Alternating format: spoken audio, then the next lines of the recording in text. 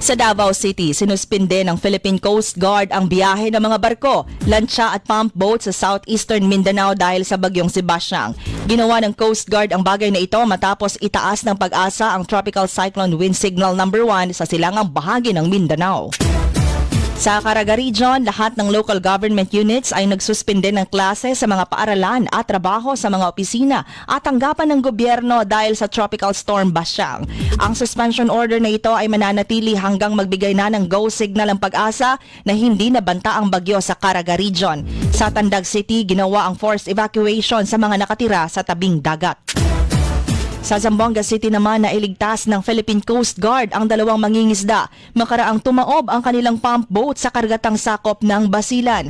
Ayon sa Coast Guard Substation Malamawi, ang mangingisda ay patungo na ng Zamboanga City mula Isabela City nang makasalubong nila ang malalaking alon. Nagpalutang-lutang sila gamit ang styrofoam na paglagyan ng isda hanggang matagpuan ng Coast Guard. Sa Pantukan, Davao de Oro, nagtayo ang Bangsamoro Government ng Multi-Purpose Training Center para sa Bangsamoro communities sa naturang bayan. Formal nang na-turn over ng Ministry of Human Settlements and Development at ng opisina ni Member of Parliament Attorney Randolph Parcasio. Ang proyekto ay mapapakinabangan ng Muslim residents sa Barangay Bongbong, Pantukan, Davao de Oro.